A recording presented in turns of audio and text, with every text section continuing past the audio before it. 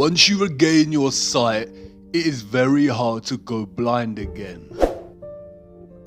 The programming and brainwashing runs so subtly deep that we have all come to associate the notion of ancient with underdeveloped, less technologically advanced, and believers of mysticism.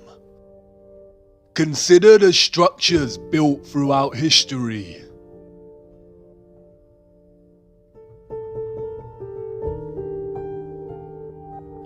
The ancient fortress of Ollantaytambo in Peru. These huge stone blocks are made from granite.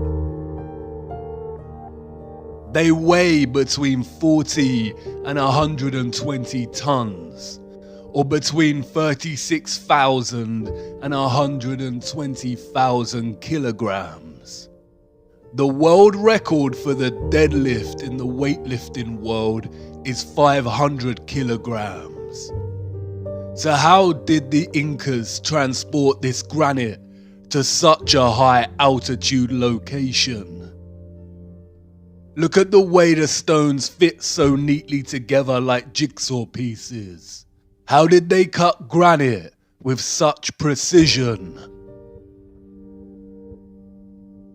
Look beyond the stones. Who were these gigantic steps made for? And by who? Babalovo Palace and its bath. This bath was allegedly created from a 160-ton piece of granite. 160 tons is 145,000 kilograms. The bath structure today weighs 48 tons, or 43,000 kilograms. They say it took the artist 10 years to create. But look, how perfect its curved structure is, and the upper rim of the bath. Yeah, right. No matter what fabrication they attach to this, creating such a structure by hand is impossible without advanced machinery. Alexandra Column, erected in 1834. The column is a single piece of red granite. It weighs 600 tons, or 540,000 kilograms. Again, how did they lift this in the 1830s, and how was it carved to such perfection? Look at the intricacy displayed in the statues of Capella San Severo. These were allegedly crafted in 1753. It is obvious this is not handcrafted. Cutting through a single piece of pure marble with such perfect precision and attention to micro detail is impossible without some kind of advanced machinery. History as we know it is a lie. These all point to civilizations with advanced technology. The photographs of Stonehenge and the Temple of Abu Simbel tell us to be skeptical of other historical structures, such as the pyramids. It is likely that the pyramids are not as old as we are told, and they could have been constructed by anybody, and at any time during history. It is likely that they were all constructed more recently with two primary purposes in mind: to deceive us, and as a ritualistic place of worship, honouring their satanic gods. The first power tool, we are told, was not invented until 1895, and the first electric lamp in 1879. So how was this architecture crafted and constructed?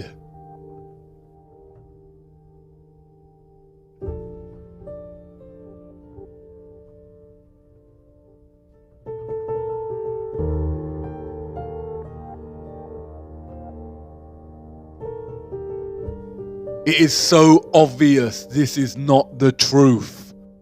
If you really look at all the cities of the world, you can see their stone structures and design would have actually been impossible if we are to believe the fabricated pre-industrial narrative and timelines.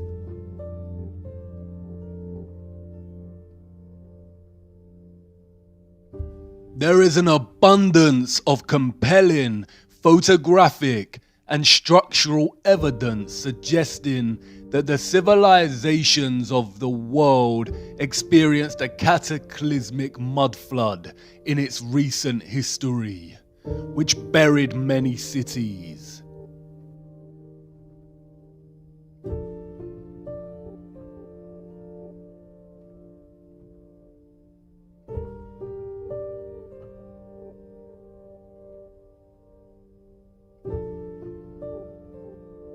Cities with architecture built with advanced technology and that ran on free electricity.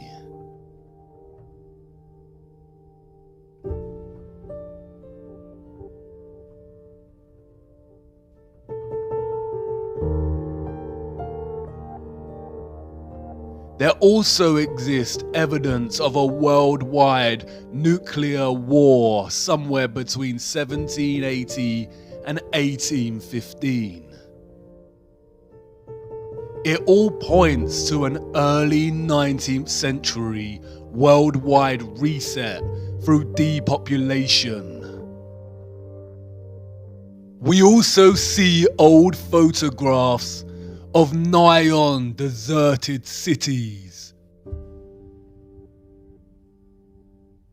and of birthing stations and orphan trains, suggesting they needed to repopulate large areas of the world at some point.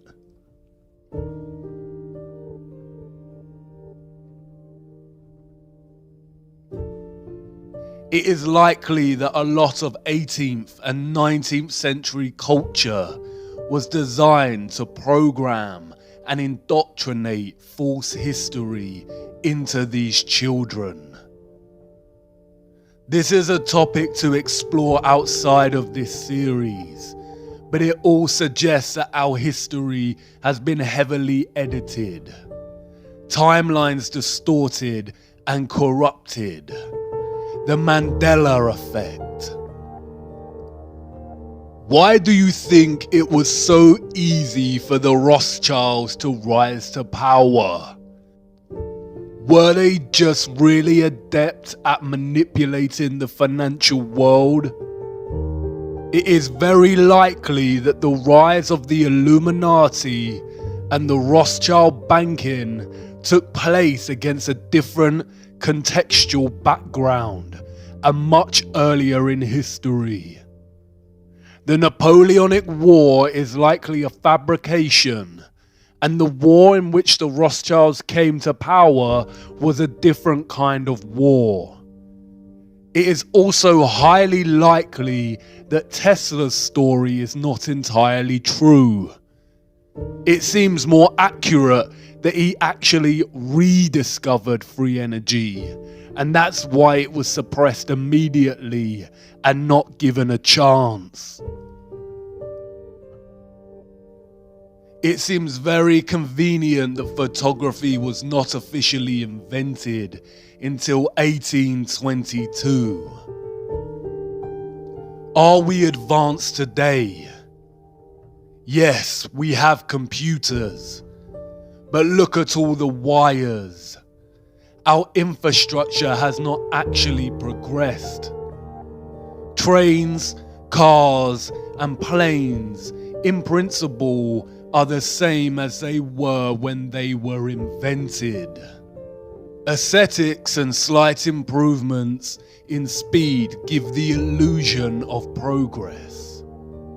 Control and manipulation, both necessary as we advance technologically, because technology exposes their lies. Advanced cameras expose the lies of space. That is why the key methods for discerning truth from lies is to trust our own eyes, senses, and judgment over narrative. There is zero evidence of the heliocentric model on Earth. And to follow the people who run our world, follow the money, follow the bloodlines, follow the symbolism, and follow their fear. When they suppress, when they scream hoax, when they smear, we must dig and examine. The question burns. Who or what cut down our giant trees and mined the earth? And where did all the mined material go? There are a handful of possible conclusions we can draw from studying the geological nature of our flat Earth. The first is that whatever beings mined Earth were undeniably more advanced technologically, industrially, and intelligently than the human species. The second is that they were obviously much larger than us as a species. You could reconcile the possibility that they were humans like us, but just technologically more advanced, and had developed the machines capable of committing such actions. But this is very unlikely. Mythological stories of giants abound in our culture, and these tales can be found in every single culture throughout history. In the Christian and Jewish biblical texts, we find accounts of the Nephilim. In ancient Greece and Rome, we have giants and titans. In the Quran, we have the people of Ad. Giants are present in scripture, mythology, oral history, folklore, literature, and movies. The Book of Enoch speaks about fallen angels, or the Watchers, beings that came from a realm above the firmament and began to interbreed with humans. And they became pregnant, and they bare great giants, whose height was 300 ells, who consumed all the acquisitions of men. And when men could no longer sustain them, the giants turned against them and devoured mankind. And they began to sin against birds and beasts and reptiles and fish, and to devour one another's flesh and drink the blood.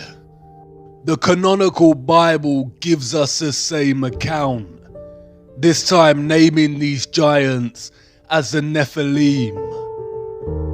The Nephilim were on the earth in those days and afterward.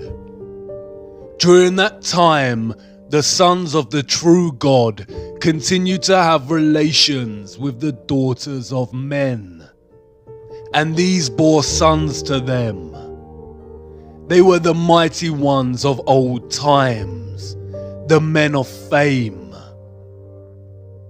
The land that we have gone through as spies is a land that devours its inhabitants.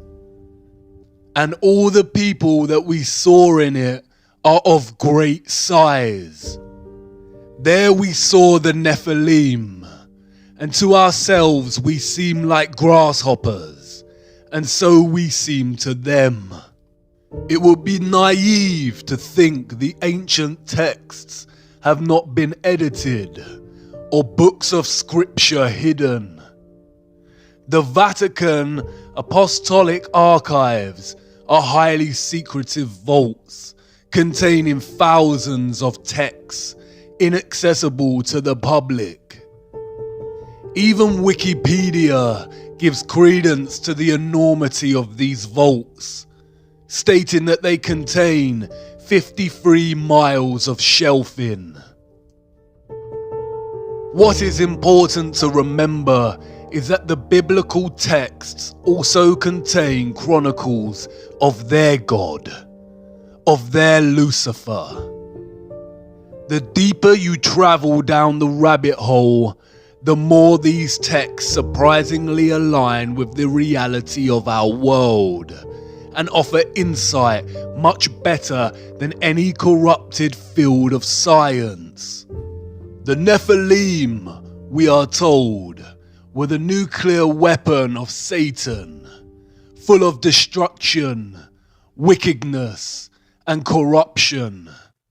They corrupted human genetics and were destroying the earth. The earth also was corrupt before God, and the earth was filled with violence. And God looked upon the earth, and behold, it was corrupt. For all flesh had corrupted his way upon the earth. And God said unto Noah, the end of all flesh is come before me, for the earth is filled with violence through them. And behold, I will destroy them with the earth.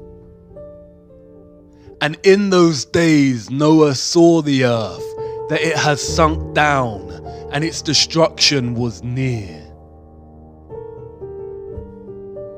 And all the fountains of the great deep burst forth, and the floodgates of heavens were opened. This is the story of the great flood that God created to rid the earth of the Nephilim and save humanity. Noah survived because he was the only human whose genetics had not been corrupted by the Nephilim. The Great Flood myth can be found throughout all cultures, including Hebrew, Hindu, Babylonian, Norse, Chinese, African, European, Mesoamerican, Mesopotamian, and Australian Aborigine.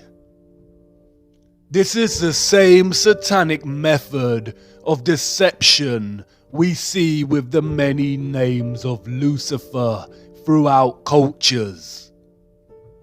There is one true historical account of what happened before and during the Great Flood, but the account has been mythologized and fragmented in order to deliberately deceive and confuse.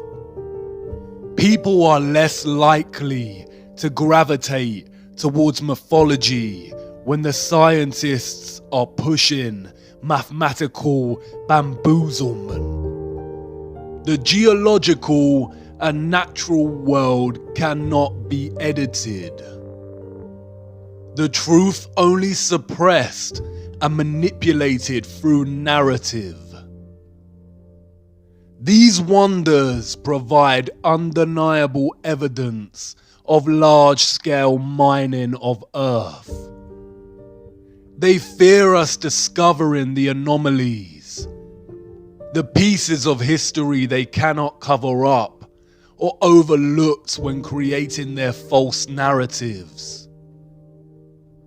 Advanced cameras prove that there is some kind of water surrounding our firmament above, and the tremendous mining of land under the oceans indicate that at some point in our history, the earth was indeed sunk down and being destroyed by a species much larger than humans.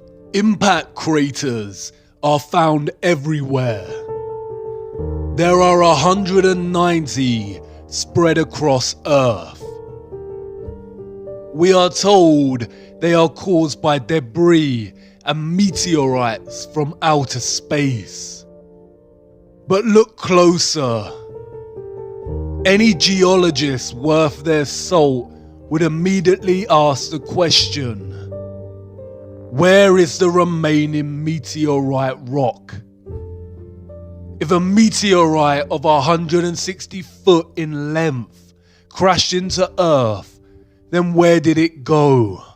Of course, they tell us that the meteorite mostly vaporized upon impact due to its speed. The same story over and over again. Claims that no one can actually prove. Continually putting all our faith in the priests of atheism. What are these craters? They do not appear to be quarries. There is no stepped, tiered patterns of barbaric gutting. Perhaps some were old excavation sites. But look closer at the circular, upturned rim of these craters. Now look at another wonder of our world. Geysers. Springs that occasionally eject turbulent torrents of water.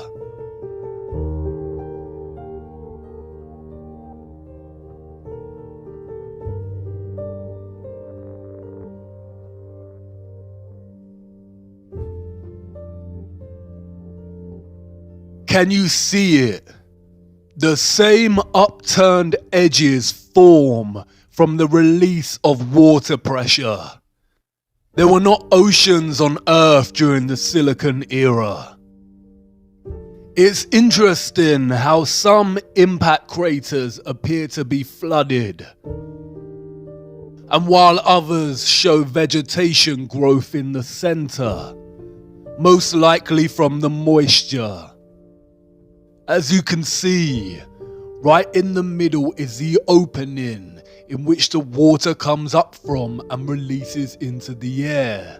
We can see traces of the old closed opening in the crater.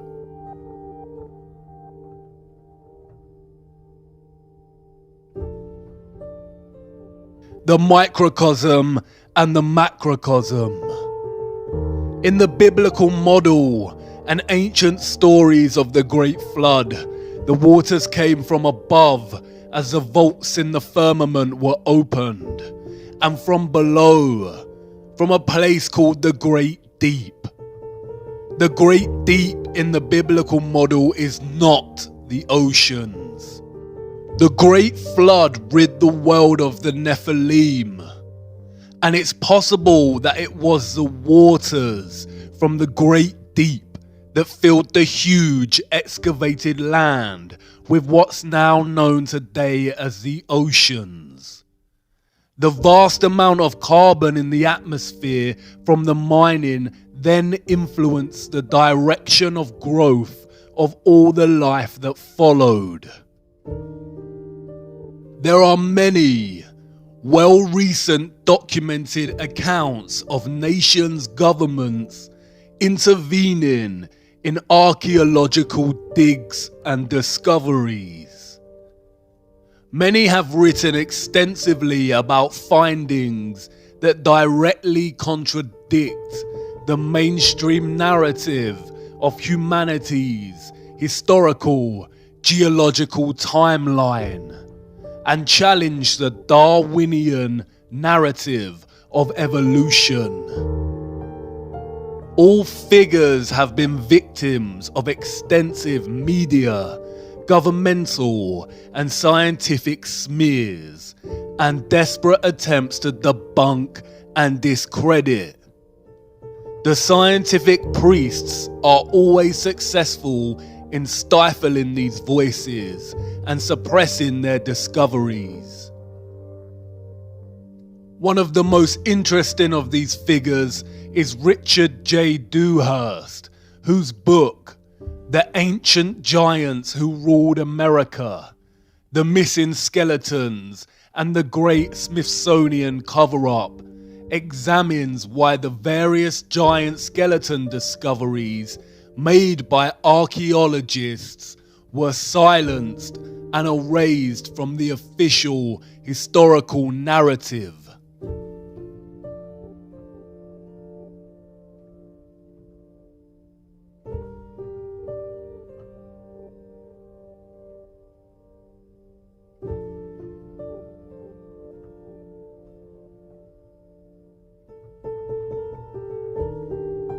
The idea of giants or of the Nephilim existing in our past seems stranger than fiction.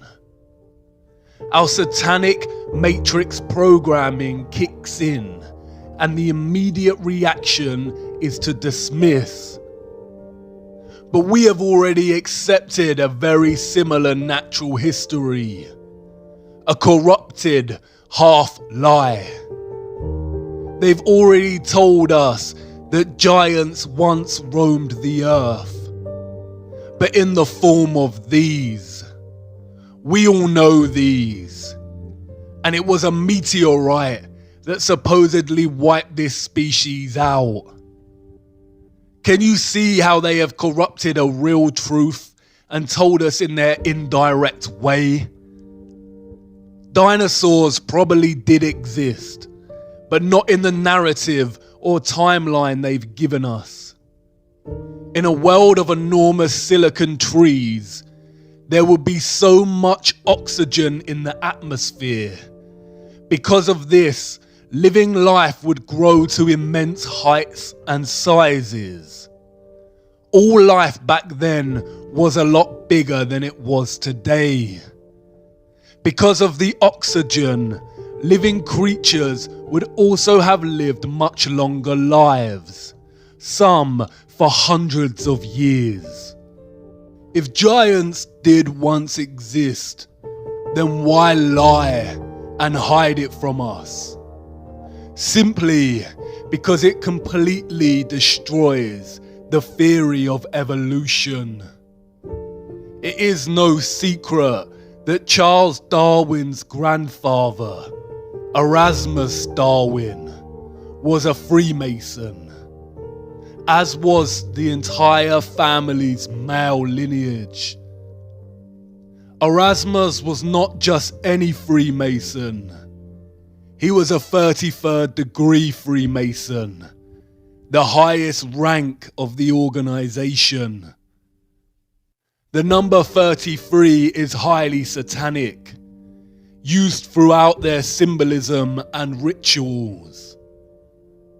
Not only do the numbers produce their beloved 6 when added together, but 33 is also a direct allusion to the age Christ was when he was crucified, always mocking that which directly opposes their God. Darwin's theory of evolution is just that, a theory. The double standards are outstanding. Darwinism has always carried the title, the theory of evolution, just like gravity is the theory of gravity.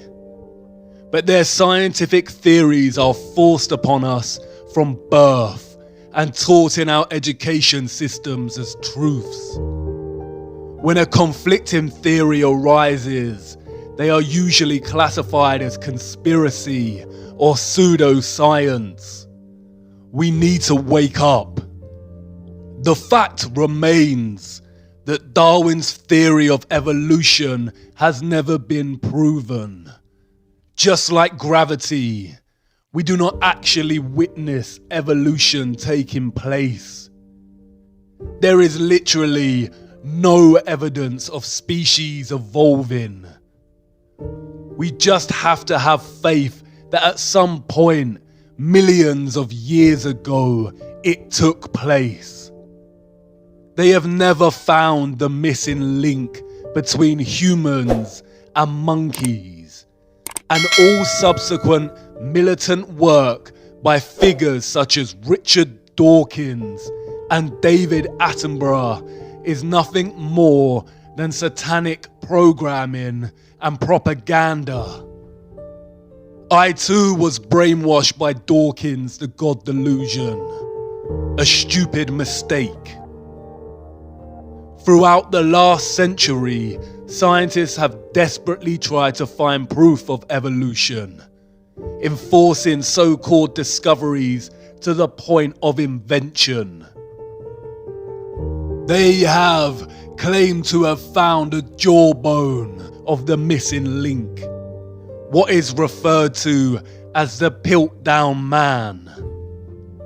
For the next 40 years, scores of scientific articles, artistic reconstructions, and over 500 doctoral theses were written on this subject. But in 1953, tests proved conclusively that the Piltdown skull was actually human and only a few hundred years old, while the lower protruding jaw was from a recently deceased orangutan. A deliberate hoax. They lie. The 33rd degree Supreme Council of Freemasonry was held in Paris.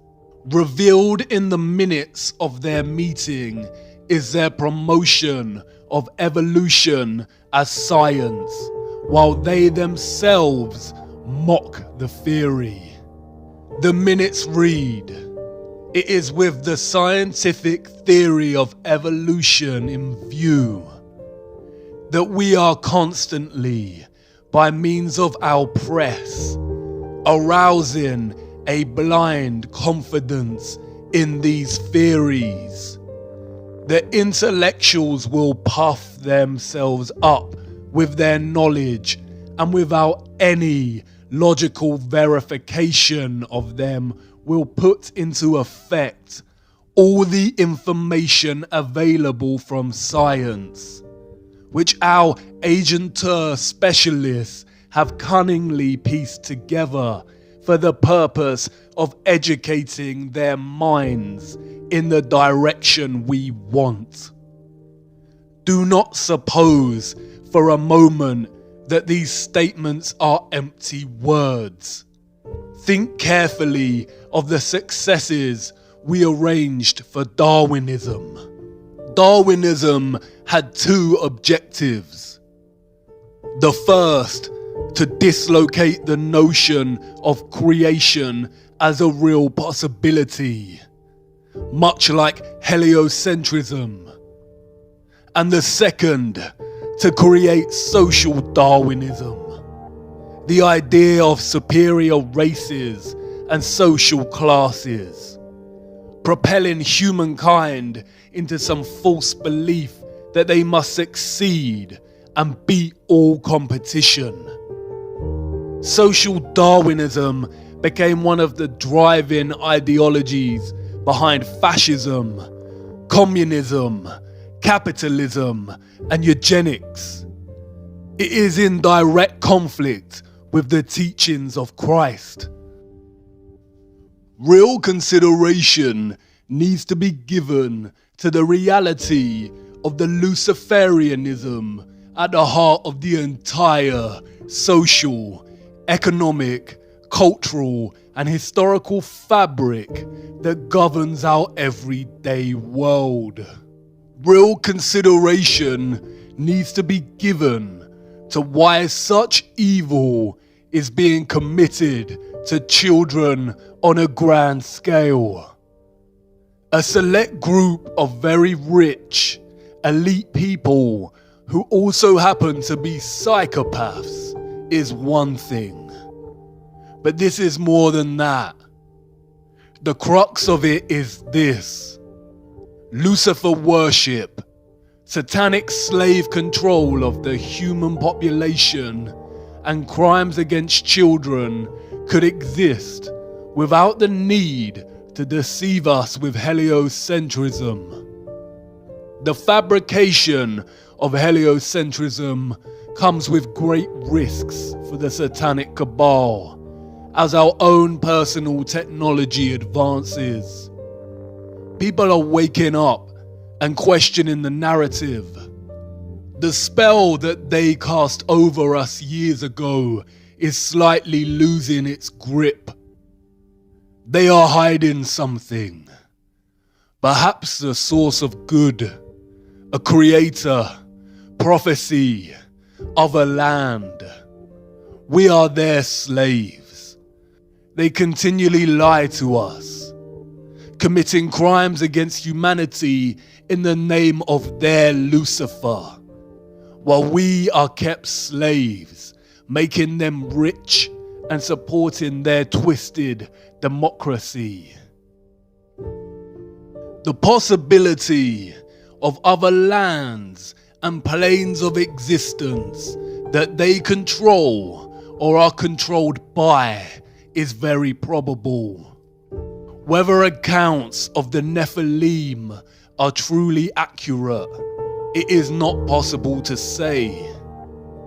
Admiral Byrd did state that there is land beyond the South Pole.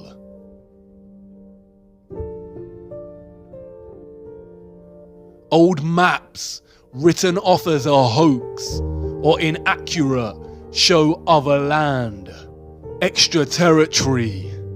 The vast amount of material mined from Earth and our old gigantic trees had to go somewhere. It is very possible that they have discovered a way out of the firmament at Antarctica and are able to leave. It's also possible that there are other concentric ice walls and Antarctica is just the first one, and the foundations of the firmament lie way beyond. But there is a problem. They can only traverse this plane. They have never been able to go above or below, and that is their goal. The more you look closer, the more troubling it becomes, and the more it all aligns with the Christian biblical texts. Ye are of your father the devil, and the lusts of your father ye will do. He was a murderer from the beginning, and abode not in the truth, because there is no truth in him.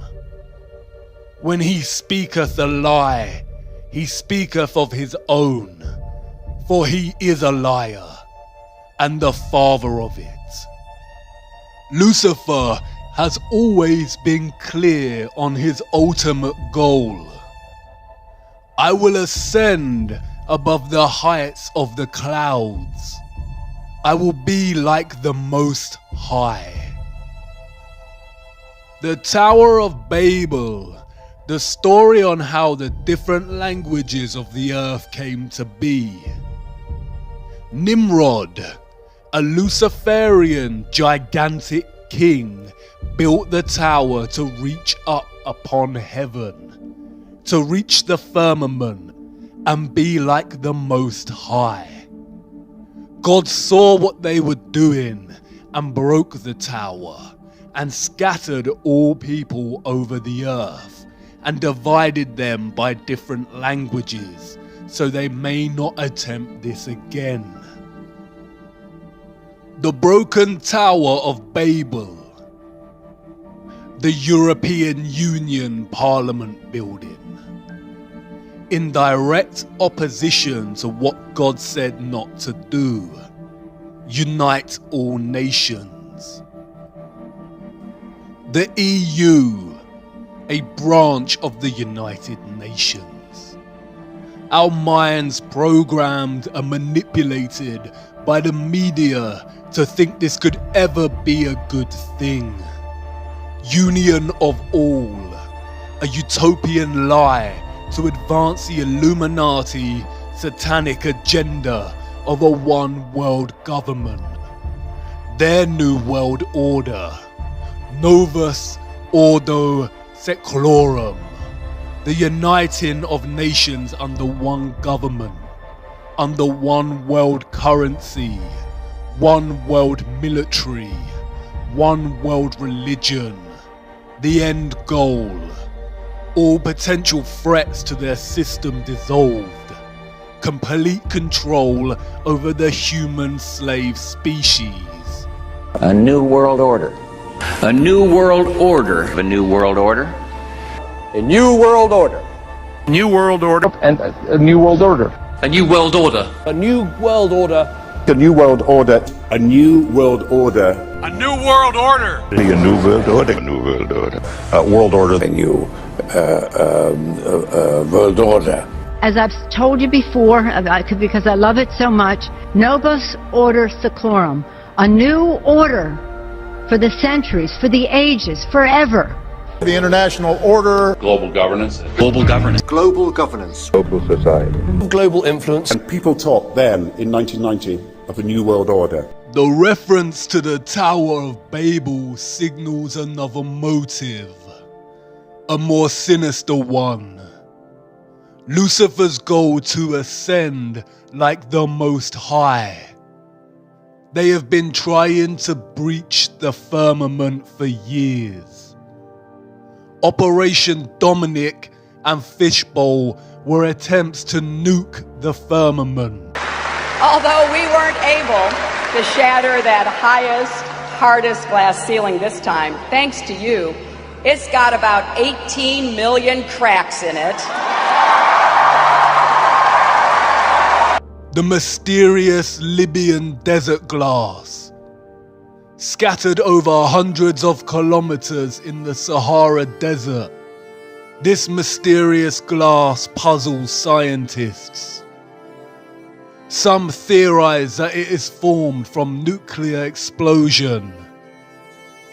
The glass is nigh on pure silica and is so strong it has a melting point of 1,600 degrees.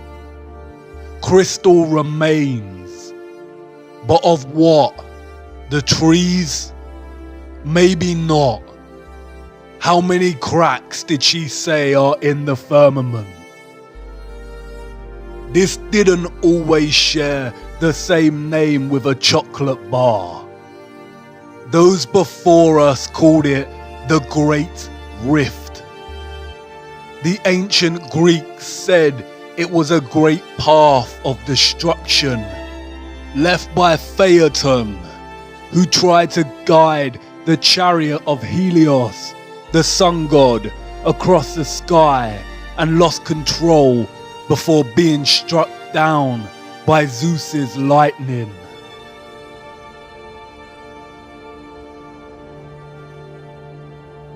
They've been trying to breach the firmament for thousands of years. The Great Rift, the scarring of their barbaric failed attempts. Glass of pure silica, a silicon dome, a semiconductor separated by the waters, the electrical conductors, powering the luminaries through vibrational electromagnetic energy. They use quantum physics to articulate the properties of semiconductors.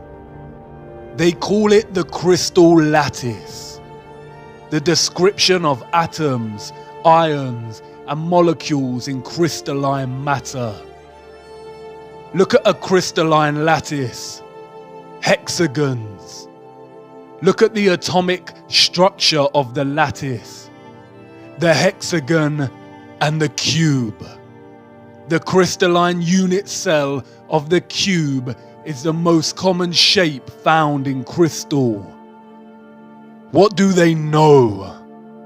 What energetic field of darkness are they worshipping, giving their energy to, and sacrificing children for?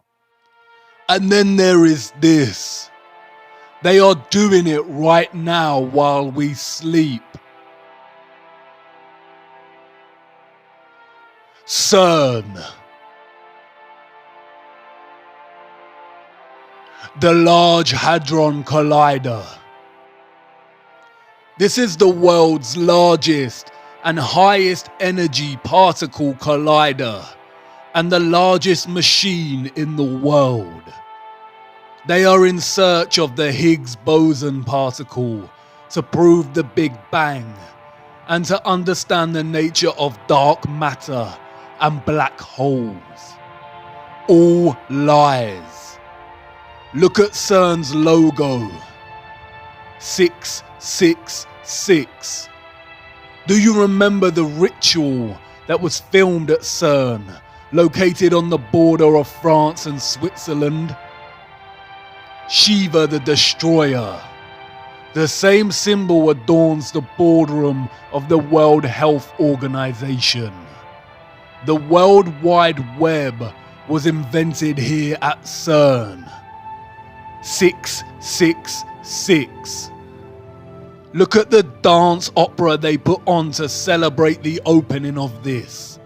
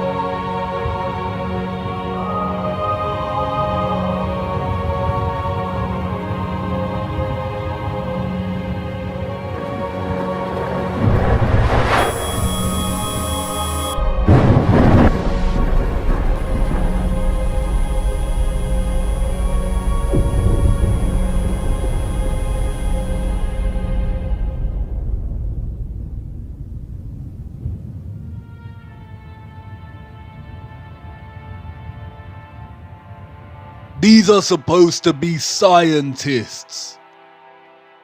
This is a ritual full of Luciferian imagery. Lucifer, oh how you fell. Look, Shiva's dance of destruction. And the fifth angel sounded, and I saw a star fall from heaven unto the earth, and to him was given the key of the bottomless pit. And they had a king over them, which is the angel of the bottomless pit, whose name in Hebrew tongue is Abandon, but in the Greek tongue hath his name Apollyon. Apollyon, Apollo again, the moon landing missions. The town in France where CERN is located is called Saint-Jean-Pied. The name Pied comes from the Latin Apollyasum, and it is believed that in the Roman times a temple existed in honor of Apollo, right here where this French town is situated. And the people who live there believe that it was a gateway to the underworld. What did God banish to the bottomless pit? The souls of the Nephilim. You've seen this geometry before. The 8-spoked wheel. It is the wheel of time.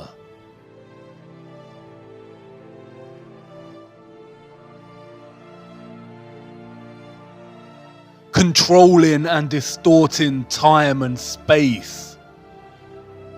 They are openly telling us what they are doing. The key to the bottomless pit.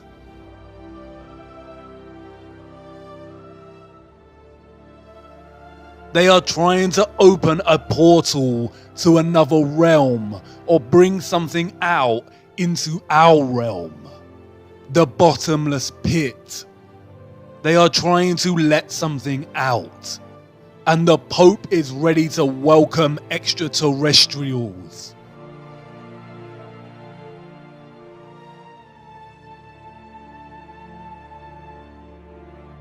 The sculpture in the Vatican is called Resurrection. Does this look like Christ to you? They are trying to resurrect something, but it is not Christ, and they are not aliens. The whole alien deception has been programming us from the beginning to accept something other. Some kind of life that is not human, but something else.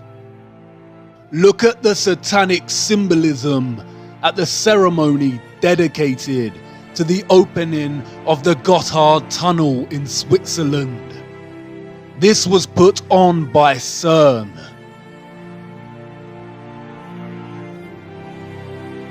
Did you really think it was just a stupid Netflix series? And look who it is. Up to no good. Alice. Desperately trying to go into or get out of Wonderland. They are telling you what they are doing with Alice. Trying to go down into the rabbit hole. Into the bottomless pit. Through these experiments, they discovered something called the rainbow universe and rainbow gravity. More nonsensical bamboozlement concealing what they are really looking for. Return to ancient Norse cosmology. Can you see it? A rainbow bridge connecting our flat earthly plane, which they called Midgard, with another realm, a realm underneath.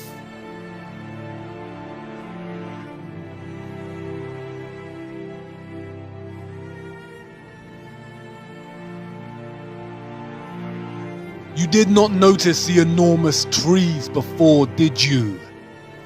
Heed it now. The underworld they called Hell and Niflheim. Niflheim is very similar to the word Nephilim. Hell is the same biblical hell, or what the ancient text called Sheol.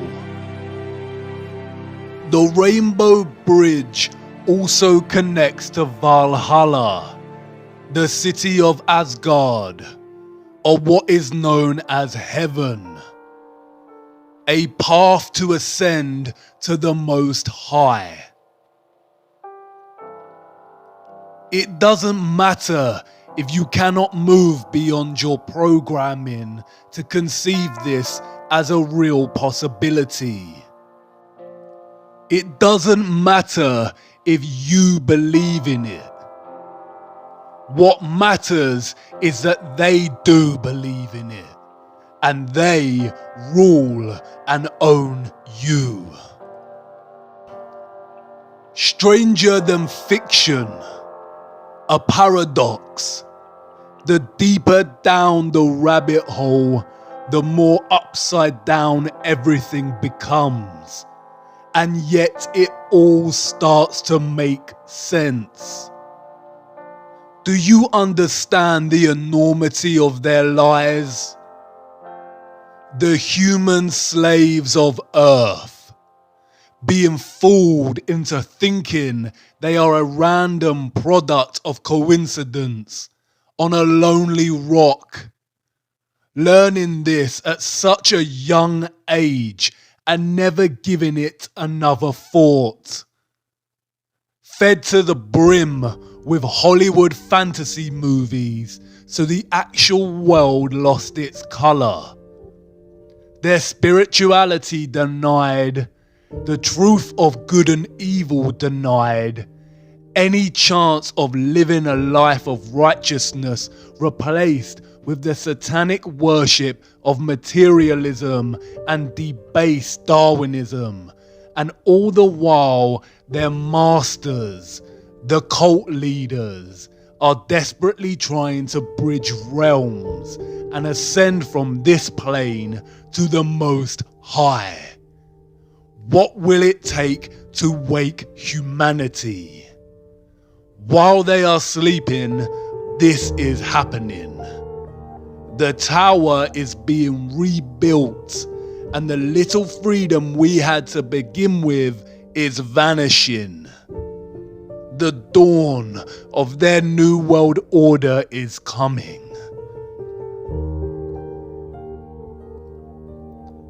But I know you've stirred, viewer, and I'm grateful for it. Now is not the time to lose faith. We have to tumble down one last rabbit hole before I let you go. What I am going to show you should restore your faith and hope. Come on now, our final stop has arrived.